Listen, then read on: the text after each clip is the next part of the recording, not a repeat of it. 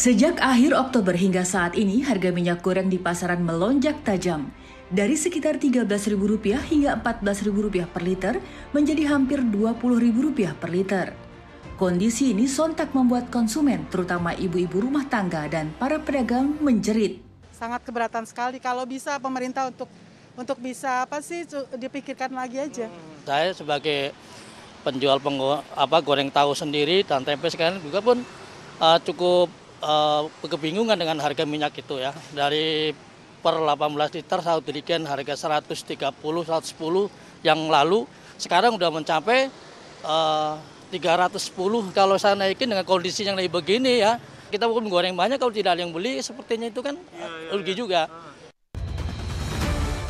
Dirjen Perdagangan Dalam Negeri Kementerian Perdagangan, Oke Nurwan mengatakan, tingginya harga crude palm oil atau minyak kelapa sawit menjadi salah satu faktor yang ikut mengerek harga minyak goreng di tanah air.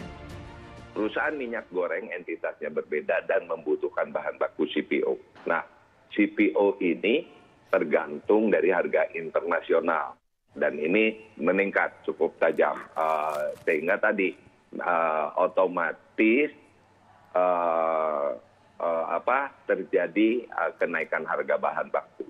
Dan khusus untuk minyak curah, ternyata elastisitasnya sangat tinggi terhadap kenaikan harga CPO. Jadi minyak curah ini elastisitasnya tinggi sehingga ya tadi mendorong peningkatan harga di minyak curah. Kenaikan harga minyak goreng yang di batas kewajaran bisa menimbulkan efek domino ke sektor lain, yaitu kenaikan harga makanan dan minuman. Kondisi ini membuat inflasi melonjak. Sebagai gambaran, konsumsi makanan minuman itu mengambil porsi 22% atau hampir seperempat dari total pengeluaran masyarakat. Sedikit saja ada kenaikan dari sisi harga pangan, efeknya akan ke segala barang dan jasa juga mengalami penyesuaian. Nah, oleh karena itu, inflasi diproyeksikan tahun 2022 kalau situasi terus berlangsung, maka inflasi bisa mencapai 4-4,5% secara tahunan. Jauh lebih tinggi dibandingkan level pada 2021. Harga minyak goreng yang mahal diprediksi masih akan berlangsung hingga tahun depan. Apalagi pemerintah akan menghentikan peredaran minyak goreng curah awal tahun depan. Pemerintah diminta segera ambil tindakan. Jangan sampai rakyat kecil lagi yang jadi korban.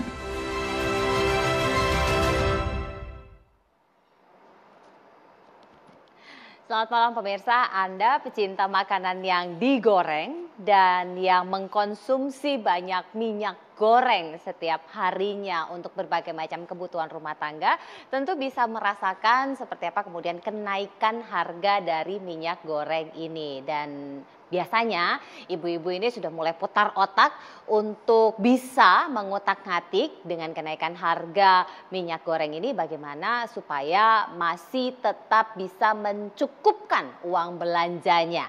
Karena uang belanjanya belum naik, minyak gorengnya yang setiap hari, hampir setiap hari digunakan ini mengalami kenaikan. Atau mungkin Anda yang biasanya beli gorengan, nah ini sudah mulai merasakan ukuran gorengannya semakin kecilkah atau harganya mulai naik. Nah untuk itulah pada malam hari ini kita coba mendiskusikan berkaitan mengenai harga minyak goreng yang meroket, rakyat kecil mulai menjerit. Saya sudah bersama dengan dua orang narasumber di studio dan dua orang narasumber yang terhubung melalui video conference. Yang pertama saya sapa ada Dirjen Perdagangan Dalam Negeri Kementerian Perdagangan Pak Oke. Selamat malam, terima kasih Pak Oke. Selamat malam Mbak Gita, selamat malam pemirsa. Sudah berkenan hadir dan menyempatkan waktunya. Siap. Dan tentunya ada Pak Andi Akmal Pasludin, Wakil Ketua Komisi 4 DPR RI dari fraksi PKS. Pak Andi, selamat malam. Selamat malam, Assalamualaikum warahmatullahi wabarakatuh Mbak Gita dan para pemirsa sekalian. Saya sapa juga dua orang narasumber yang terhubung melalui video conference. Yang pertama ada ekonom senior Indef, Bang Faisal Basri. Bang Faisal, selamat malam. Selamat malam Mbak Gita, Bang Manohara. Sehat Bang? Alhamdulillah baik. Di sini ada Pak Dirjen dan juga ada Pak Andi, berkenan juga untuk disapa Bang Faisal. Selamat malam Pak Andi, Pak Dirjen, Pak Oke, dan Pak Sahat. Malam Pak. Dan saya juga ingin menyapa Direktur Eksekutif dari GIMNI, Bapak Sahat Sinaga. Pak Sahat, selamat malam. Selamat malam Mbak Gita, selamat malam Pak Uke, Pak Faisal dan Pak Andi. Senang ketemu bapak-bapak kembali sini. Thank you. Baik, ini kita ke Pak Oke dulu deh, orang yang paling dicari karena harganya belum turun-turun, Pak. Kenapa begini, Pak? Belum juga turun, Pak. Apa yang salah, Pak? Nggak ada yang salah. Intinya seperti saya pernah kemukakan di berbagai media, bahwa ini bukan fenomena di negara Indonesia saja, tapi ini merupakan fenomena internasional, di mana pasokan minyak nabati untuk kebutuhan dunia itu terganggu akibat beberapa sumber itu turun. Kanada, Argentina, Kanada sebagai pemasokan oil juga terganggu. Produksinya turun karena kekeringan. Malaysia juga begitu. Dan diperkirakan Indonesia juga dari target yang di awal udah ditargetkan produksinya sekitar 49 juta ton, kayaknya nggak akan nyampe. Perkiraan kita itu di 47. Sehingga ini menjadikan pasokan dunia menjadi berkurang. Itulah yang disebut fenomena internasional. Ditambah lagi ada hal lain. Ada krisis energi di negara-negara tertentu sehingga harus mentransformasikan untuk kebutuhan bahan baku untuk minyak nabati menjadi biodiesel. Dan tentunya juga di era pandemi ini biaya logistik yang cukup meningkat, dan artinya ini adalah terjadi kenaikan secara menyeluruh yang mengeret harga CPO. Di mana CPO ini menjadi bahan baku bagi produsen minyak goreng. Nah, produsen minyak goreng ini yang jadi dipertanyakan, kita kok produsen CPO terbesar. Tapi kok malah minyak gorengnya mahal. Ini entitas produsen minyak goreng dengan produsen CPO itu berbeda. Ada yang terintegrasi, tapi secara internal juga melakukan seolah-olah dia terpisah. Sehingga kesimpulannya produsen minyak goreng ini sangat tergantung harga CPO. Yang tadi CPO-nya itu dipengaruhi harga internasional. Harga CPO di internasional meningkat itu pun ini termasuk komoditi yang super cycle, termasuk komoditi-komoditi lainnya, kedelai naik, jagung naik. Kayak semua ya Pak? Kan baru kemarin saya diprotes harga telur turun, sementara pakannya jagung naik. Nah sekarang harga telur naik, salah lagi. Harga telur tuh turun dikonsumsi dari biasanya 24.000 jadi 17.000. Ibu-ibu seneng, nah, jadi 15.000 malah. Terus sekarang balik lagi ke 24-25, diprotes lagi naik gitu kan. Padahal, karena minyak gorengnya juga nggak turun-turun Pak. Terus udah gitu untuk menggoreng telurnya naik lagi kan. Gitu. Makanya ibu-ibu pusing. Jadi itu produsen, jadi kami ya produsen minyak goreng itu tergantung sekali dengan harga CPO. Terutama tadi saya sampaikan, terutama minyak curah. Elastisitasnya itu terhadap perubahan harga CPO tinggi. Karena? Berbeda dengan minyak kemasan.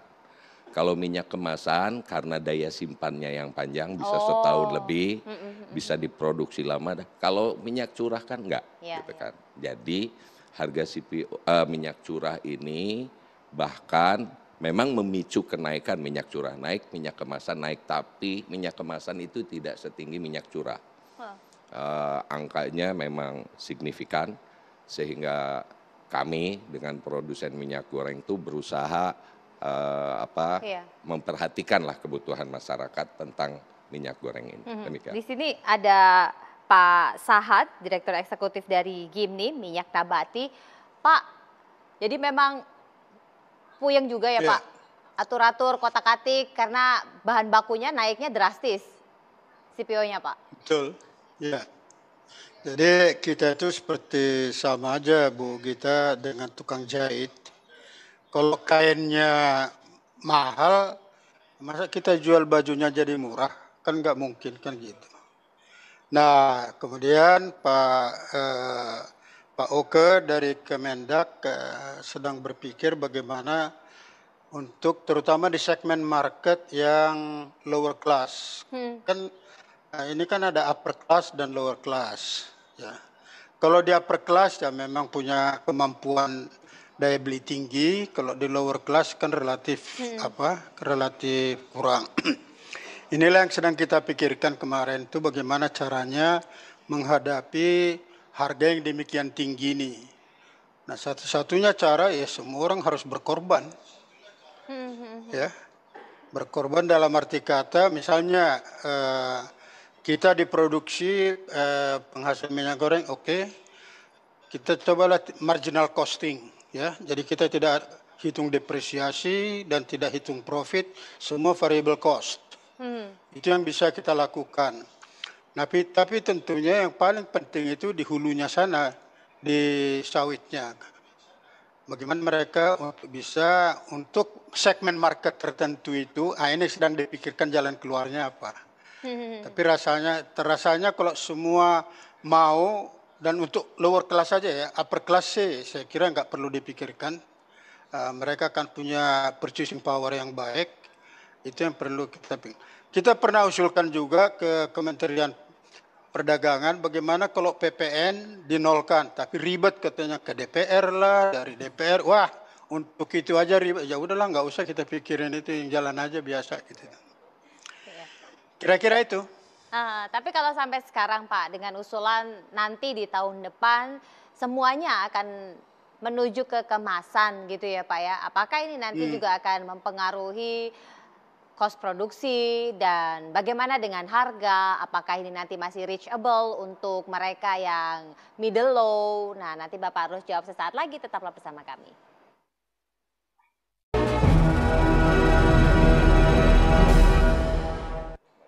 Iya, Pak Sahat ini harus jawab karena nanti kan diusulkan sama Pak Oke nanti tahun depan supaya ini durasi waktunya lebih awet maka akan kemasan semua. Nanti harganya gimana dong Pak? Untuk mereka yang kemudian middle low? Saya kira perlu sosialisasi ya. Yang paling penting bagi kita itu apa? Kesehatan atau harga. Gitu. Kalau sebetulnya program pemerintah pergi ke kemasan itu udah sangat tepat. Karena pertama coba ya, kita itu nggak pernah diajari bagaimana menggoreng yang benar. Gitu. Bangsa kita itu menggoreng itu sah kalau ikan itu tenggelam di dalam. Dan kalau minyaknya panas banget, Pak. Nah, itu nggak benar itu. Sehingga apa yang terjadi? Jelantah makin banyak kan. Persoalannya jelantah makin banyak itu di-recycle lagi. Itu ada penelitian dari UK, itu seorang nutritionist. Yang dari hasil surveinya, itu mengatakan bahwa it's very risk kalau menggunakan cooking oil yang waste ya, berbahaya kepada kesehatan. Itu bisa meningkatkan kolesterol, create peroxide acid, cancer, kemudian Parkinson's. Nah ini nggak pernah disadari oleh bangsa kita ini menggunakan minyak goreng jelantah. Betul. Di Eropa di mana-mana ada namanya kontrol TPM, total polar meter. Kalau total polar meter di atas 20%, itu haram hukumnya kalau itu dijual. Dan kita nggak pernah diperiksa, DPS kemana kita juga nggak tahu. Siapa yang bertanggung jawab untuk itu? Saya pikir kalau tetap diteruskan ini, ya kita tidak tahu penyakit-penyakit apa yang muncul. Nah itu kan BPJS kosnya berapa itu? Iya. Siapa yang pernah menghitung itu? Kan enggak. Jadi saya kira untuk lower class, oke, kita perlu special precaution. Tapi kalau perubahan dari minyak goreng jelantah, minyak goreng curah ke kemasan, itulah kebijakan yang tepat untuk menyelamatkan bangsa kita ini. Jadi kalau ada yang menuntut supaya itu tetap dijalankan, dia nggak ngerti kesehatan itu apa. Oke. Ya toh? Iya. Nah, itu yang kita khawatirkan gitu. Nah, yang kedua soal halal. Ya, kita sangat concern kepada halal. Siapa yang jamin minyak yang ada di pasar itu halal atau tidak? Karena sumbernya kita nggak tahu. Gitu. Saya pernah mengumpulkan minyak jelantah. Oke. Itu dari minyak jelantah dari Pecenongan, warnanya akan lain dengan minyak jelantah dari Roxy gitulah. Oke. Nah, siapa yang tanggung jawab kehalalannya itu? Nah, itu dia. Jadi saya kira marilah kita supaya kita sehat menggunakan minyak goreng yang higienis, lifetime-nya lama, kemudian kita educate bagaimana cara menggoreng yang benar. Itu saya kira. Pak Andi, sudah ada evaluasi belum Pak dari Komisi 4? Karena ini kan catatannya ternyata ada halalnya juga, ternyata nggak cuma sekedar harga yang naik. Baik Mbak Gita ya, yang pertama mungkin saya komentari dulu mengenai masalah harga minyak goreng yang naik ya, karena ini kan pokok masalahnya ya. Kalau saya melihat ini ada dua hal. Pertama tentu kalau pengusahanya diuntungkan dengan harga CPO yang meningkat ya, artinya kan bahwa tentu penghasilan semakin tinggi. Namun di sisi lain kita melihat bahwa ternyata harga CPO meningkat ini seperti kata Pak Oke tadi menyebabkan harga minyak goreng naik. Iya, Pak Oke pusing lagi. Nah terutama yang jadi masalah ini kan saudara-saudara kita yang berpenghasilan menengah ke bawah. Ya. Lower income tadi ini kan yang mereka tentu misalnya pedagang gorengan, kemudian kuliner, tentu atau mungkin juga ibu rumah tangga yang berpenghasilan kecil kayak petani, nelayan, yang lainnya. Jadi saya mengatakan bahwa ini masalah dan tentu kita harus menemukan di mana masalahnya dan apa solusinya. Kayak gitu Pak Oke ya. Saya kira langkah pemerintah sudah mengambil langkah beberapa pertemuan ya dengan para eksportir CPO ataupun dengan para pabrikan ya. Karena saya melihat bahwa sebenarnya eksportir dan pabrikan ini harusnya memang harus berkorban untuk menjamin bahwa harga eceran tertinggi ini tetap berlaku 11.000 atau 12.000. Walaupun memang HET-nya itu pada saat Pak Oke ya, pada saat CPO harganya $500 gitu ya. Tapi kan sekarang udah nggak bisa diatur ya Pak Oke? Ya, enggak, saya kira gini Mbak Gita, ini negara harus ada HET dong. HET ini kan sebagai instrumen pemerintah agar harga eceran tertinggi. Kalau nggak ada HET-nya terus yang dirugikan konsumen kita gitu. Jadi saya kira ini harus Pak Oke ya, walaupun mungkin nanti ada kenaikan HET, tapi saya kira itu satu jadi ada evaluasi. Itu satu. Yang kedua, jangan lupa eksportir selama ini kan pemerintah kita sudah mengeluarkan anggaran banyak untuk kampanye agar masuk ke negara lain gitu ya. Artinya sudah dapat untung banyak lah. Sekarang berkorban lah ya untuk para masyarakat kecil ini. Kalau bisa ya ada subsidi sehingga harga tetap ya jangan naiknya sampai 40%, 50% ini kan sangat merugikan daripada ekonomi kita di kalangan masyarakat bawah kita. Itu yang pertama. Yang kedua, mengenai masalah minyak curah. Kita dukung sebenarnya supaya ada kemasan sederhana Pak Oke ya, atau pasaha tadi. Karena tadi masalah kehalalan, masalah kesehatan. Namun ada catatan yang kita harus sampaikan. Harus ada jaringan pengaman bagi para pelaku usaha kecil. Usaha mikro, kecil dan menengah yang selama ini menggunakan minyak curah. Ya kan? Jadi kita memberikan edukasi, sisi lain juga pemerintah harus memberikan reward, memberikan bantuan kepada para pelaku usaha kecil sehingga mereka bisa berpaling kepada kemasan minyak goreng sederhana sebenarnya. Gitu ya Mbak Gita ya. Jadi ini dua hal saya kira dan sekali lagi bahwa kita berharap kenaikan CPO ini jangan terus-terusan, artinya minyak goreng ini ya. CPO-nya nggak apa-apa naik, tapi ini Pak Oke ini. Karena kalau CPO naik APBN-nya juga APBN, agak aman. Tapi sisi lain devisa negara kita naik, sisi lain ini akan menyulitkan daripada masyarakat kecil kita. Saya kira usulan dari para pengamat mengatakan misalnya gimana supaya ada stok CPO. Misalnya sekarang kan 35% ekspor itu dari produksi kita ya. Mungkin dinaikkan jadi 40% atau 50%. Sehingga tidak ada alasan lain kenapa harga minyak naik karena ketidaktersediaan daripada CPO. Kalau ada pengamat mengatakan kalau perlu dibentuk yang namanya Nggak ada demo CPO ya? Demo untuk CPO nggak ada ya? Domestic iya. Nanti dikomentari. Yang kedua ada juga usulan gimana supaya ekspor CPO ini dinaikkan pajaknya. Tapi saya kira ini usulan, ya saya kira semua orang berhak untuk mengusulkan itu untuk berbicara, tapi saya kira pemerintah juga pasti ada pertimbangan-pertimbangan, tapi kami tentu dari sisi DPR meminta agar kepentingan rakyat ini terutama rakyat kecil ini diperhatikan. Gitu kan? Seperti itu Mbak Gita. Bagaimana catatan Bang Faisal dan seperti apa kemudian Kemendak menanggapinya dari apa yang tadi sudah disampaikan oleh para narasumber? Sesaat lagi Pak Oka akan bicara, termasuk juga Bang Faisal, tetap bersama kami.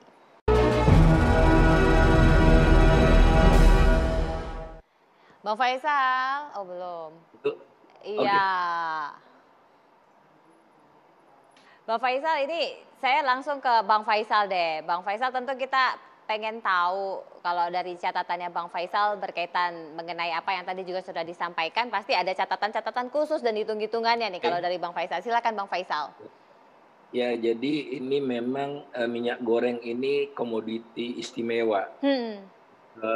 Pemerintah itu grogi kalau harga minyak goreng naik karena corong ibu-ibu sedemikian mungkin. Ini sama kayak cabai ya Bang? Psikologis, ya psikologis. Nah, padahal minyak goreng ini itu tidak sampai 1% dari total pengeluaran rumah tangga. Kecil sekali dampaknya. Tidak sampai 1%. Buat orang kaya apalagi, buat orang miskin aja tidak sampai 1%. Jadi yang paling besar itu beras ya. Itu 20% itu buat masyarakat kota itu, pengeluaran dari orang miskin itu.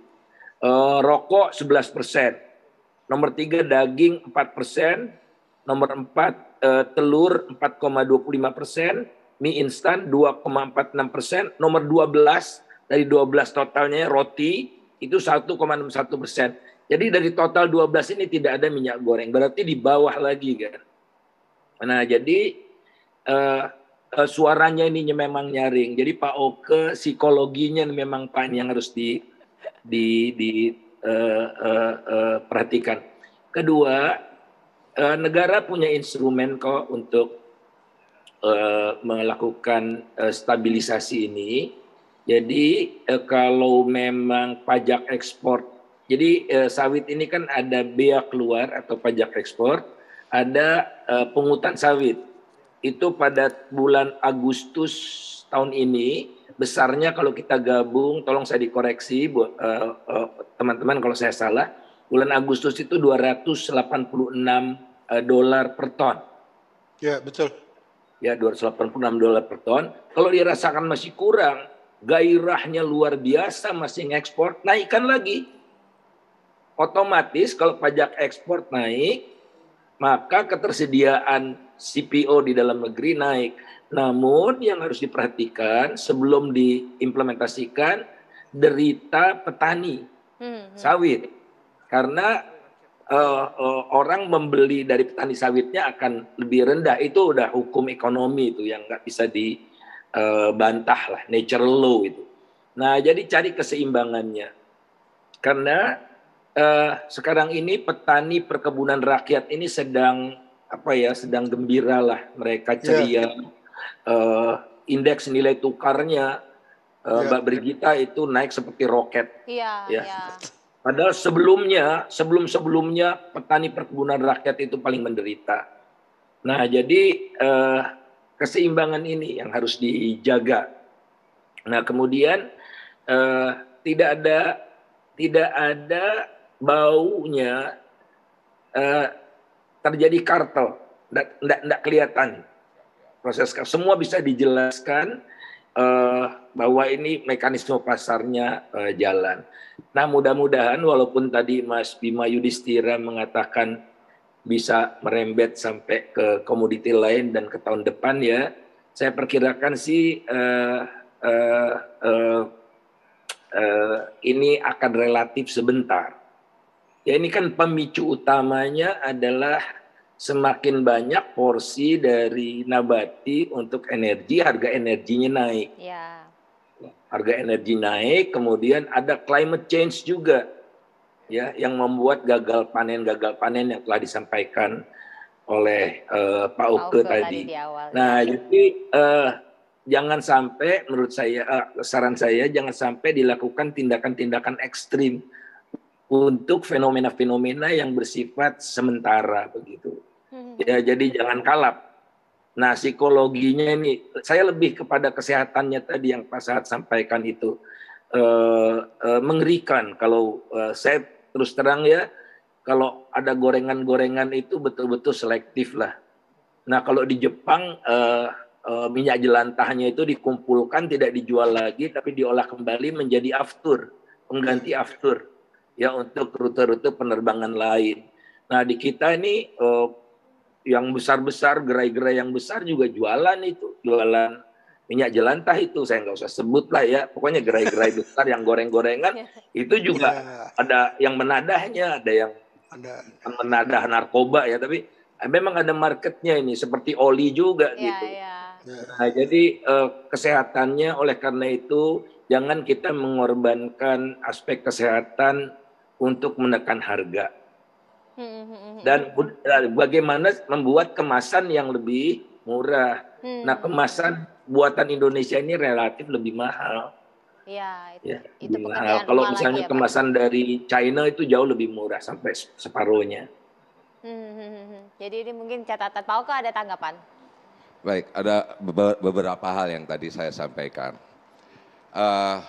Skemanya itu memang pemerintah selalu hadir untuk higienis dan kehalalan dan sehat. Tapi ini adalah di sisi produsen. Produsen minyak goreng sudah terstandar. Sudah terstandar. Permasalahannya sekarang adalah perilaku masyarakat. Seberapa jauh dia menggunakan minyak jelantah. Gitu. Minyak goreng walaupun curah diproduksi oleh produsen yang bertanggung jawab, dan itu kita awasi semua pihak.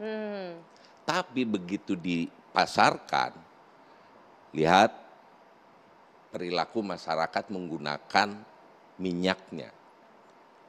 Di Eropa tadi disampaikan 2 kali dibuang.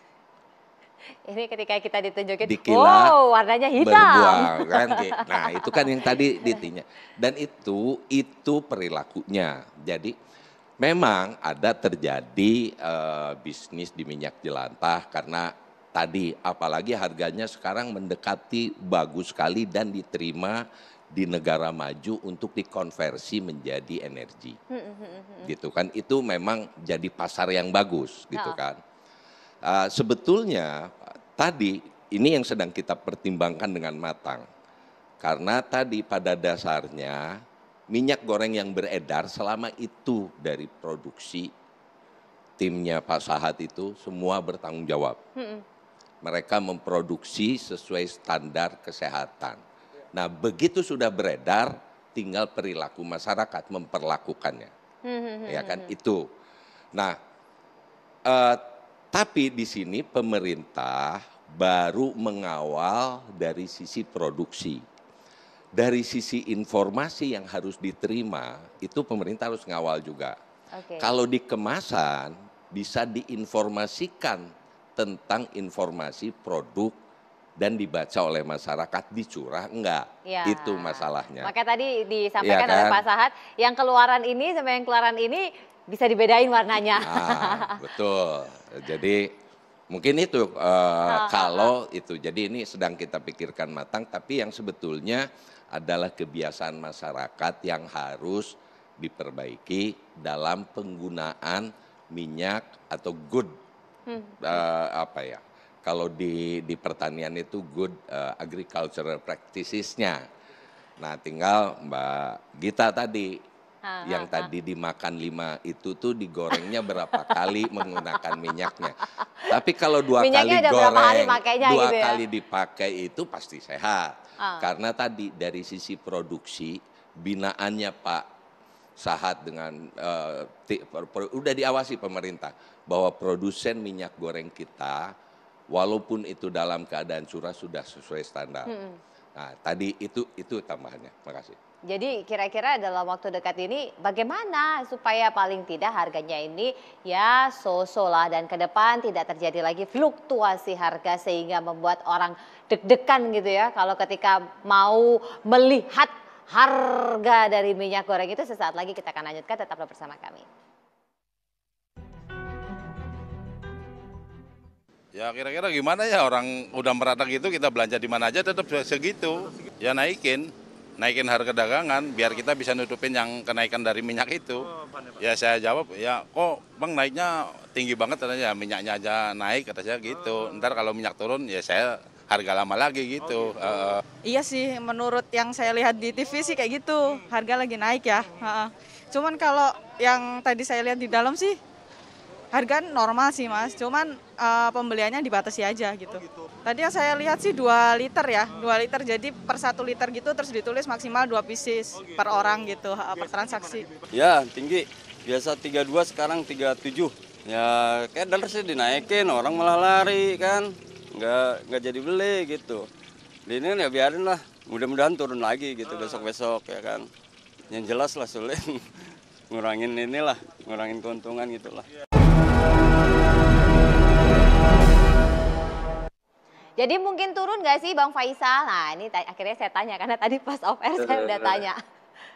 Kalau dilihat dari perilaku pasar dan shock yang terjadi, sudah hampir selesai menuju ke normal, maka saya memperkirakan dalam waktu 2 bulan ya paling lama 3 bulan akan mengalami penurunan lagi. Oleh karena itu jangan melakukan kebijakan-kebijakan yang ekstrim. Ini bukan struktural gitu. Harga mahal bukan karena struktural, bukan karena ada polusi, bukan ada kartel, bukan ada kerusakan di sektor produksi, bukan. Tapi karena faktor-faktor yang memang terkait erat dengan climate change ya, dengan pandemi. Kan kenaikan paling tajam itu terjadi sejak Januari 2020 ya. Itu mulai pandemi. Nah, waktu itu harga rata-rata minyak goreng itu 14.738. Nah, kemudian naik bulan Desembernya menjadi 15.792. Naik lagi April 2021 ini 16 ribuan. September naik 17.000 dan Oktober 18 ribuan. Itu data BPS yang terbaru. Kalau yang paling baru ya Pak Oke lah ya. Nah jadi kenaikan selama Januari 2019 sampai Oktober 2021 itu 29,3%. Mungkin ada HET-nya nggak? Kalau misalnya dengan kondisi yang sekarang orang kan shock dari yang belinya biasanya 17, terus habis itu naiknya sampai 20.000, apa perlu kemudian HET itu Bang? Ya kalau menurut saya jangan. HET itu kalau diberlakukan itu nanti bisa panjang prosesnya. Jadi menciptakan rigiditas harga. Jadi jangan diganggu. Pemerintah misalnya bisa ya di pasar-pasar tradisional biasanya dulu mungkin Pak Oke juga udah mulai ambil ancang-ancang nih semacam operasi pasar gitu. Tugaskan Bulog untuk melakukan operasi pasar. Kan pemerintah udah dapat uang banyak dari pajak ekspor. Ya dikembalikan ke rakyat gitu. Walaupun ya ini nggak bisa begitu, tapi hakikatnya kan kalau untuk stabilisasi untuk rakyat kecil ya udah pasok aja secara formalitas gitu ke pasar-pasar rakyat ya. Itu dalam jumlah yang nggak terlalu banyak sebetulnya, mungkin cuma 0,01%. Nah secara psikologis itu harga akan turun karena rakyat penjual nggak berani naikkan harga terlalu tinggi juga. Pak Sahat. Ya Bu. Jadi kalau ada lebih baik tidak ada HET ya Pak? Saya melihat itu ya, saya sangat sepakat setuju dengan apa yang dibilang oleh Pak Faisal, karena memang itu konsumsinya relatif rendah ya. Cuma satu hal yaitu jangan, yang menarik tadi, jangan bereaksi terlalu ekstrim. Ini perlu kita jaga. Kita itu sudah masuk G20. Ya. Di dunia ini yang jual minyak goreng curah itu di mana sih? G20, masa G20 menjual minyak goreng curah? Itu kan juga image-nya kita kan jelek juga. Gitu. Yang ada terjadi itu cuma di Bangladesh. Sama di Afrika ada. Karena mereka home industry, dijual curah kemudian dibotolin. Masa kita kembali ke situ kan gitu. Saya kira itu, saya lebih concern Mbak Gita, itu adalah health issue. Ya. Itu di minyak goreng yang kemasan itu, jangan lupa minyak goreng kemasan maksud kita itu mulai dari setengah liter sampai 25 liter loh. Ya. Ya. Bukan berarti nanti tukang goreng warteg itu beli yang 1 liter banyak rentengan, enggak. Ada juga yang 25 liter. Ya. Itu tetap disiapkan, jadi enggak perlu. Memang dari segi kenyataan hidup Pak Basri begini, kalau racun itu enak. Nggak ngerti kenapa tuh. Apalagi kalau gorengnya campur plastiknya ya Pak. Itu nggak ngerti itu tuh coba.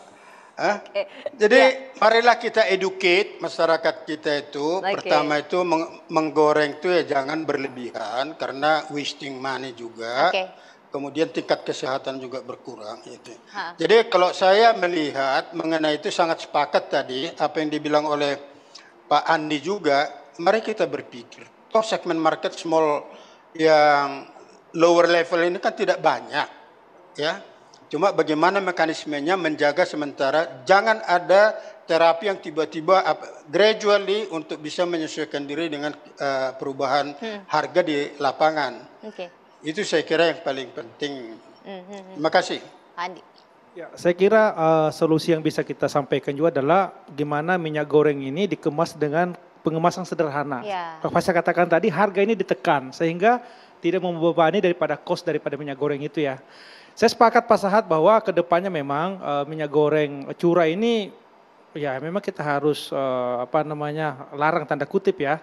Tentu dengan edukasi yang kuat, kemudian juga sosialisasi. Kemudian jangan lupa saya katakan tadi bahwa harus ada jaring pengaman bagi pedagang kecil Pak Oke tadi. Jadi jangan kita melarang tapi harus ada solusinya menurut saya. Sehingga minyak jelantah ini jangan jadi bisnis. Artinya udah jadi sumber penyakit jadi bisnis lagi nih. Maksudnya jadi ekspor yang ternyata ekspor minyak jelantah itu pajak ekspornya tidak ada. Ini kan merugikan negara sebenarnya. Artinya secara jangan sampai ini permainan ya tanda kutip ya memanfaatkan isu ini. Kemudian minyak jelantah yang tanpa pengemasan dibiarkan sehingga peluang untuk jadi minyak jelantah menjadi besar dan ini menjadi peluang untuk ekspor keluar untuk menjadi bahan biodiesel. Nah harusnya menurut saya Pak Oke ya di dalam negeri sendiri harusnya kalaupun memang masih ada minyak jelantah ini ditampung oleh ya mungkin Pertamina ya dijadikan sebagai bahan bakar pesawat harusnya gitu ya. Jadi sekali lagi bahwa kita berharap bahwa harga minyak goreng ini turun ya, kita berharap turun dan walaupun mungkin kita katakanlah harga acuan saya kira perlu supaya instrumen kelihatan bahwa negara ini melindungi daripada konsumen kan gitu Pak ya. Jangan terkesan bahwa eksportir ini walaupun memang eksportir ini kita harus hormat juga karena devisa bagi negara besar tapi kita harus memperhatikan juga masalah konsumen. Yang kedua bagi kita dan Pak Oke kita harus juga melihat ke hulunya. Nah ini hulunya karena ternyata ekspor kita non migas yang terbesar adalah sawit. Pak Sevio Pak ini. Jadi menurut saya program peremajaan sawit dari BPDPKS ataupun dari Kementan ini harus diperkuat, terutama sawit rakyat. Kalau Pak Sahat dan lainnya udah kuat lah, nggak perlu dibantu. Tapi sawit rakyat ini yang saya kira harus didorong. Yang tadi kata Bang Faisal sekarang baru tersenyum. Iya, karena akan menjadi andalan kita ke depannya, ekspor non migas kita gitu kan. Nah, dan juga diiringi dengan kampanye ke luar negeri bahwa minyak sawit ini sehat dan tidak merusak hutan dan lingkungan. Saya kira ini perlu kita sampaikan gitu. Ini strategi jangka benah kira-kira itu juga jadi solusinya. Nah, bagaimana kemudian ke depan Pak Oke menyikapinya supaya ibu-ibu tenang? Sesaat lagi Pak Oke akan menjelaskan, tetap bersama kami.